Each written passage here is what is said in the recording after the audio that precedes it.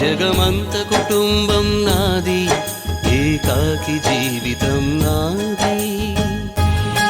కవినై కవితనై భార్యనై భర్తనై, కవినై కవితనై భార్యనై భర్తనై, మల్లెల దారిలో మంచు ఎడారిలో, మల్లెల దారిలో మంచు ఎడారిలో, పన్నీటి జయ గీతాల కన్నీటి జలపాతాల, నాతో నేను అనుగమిస్తూ నాతో నేనే రమిస్తూ,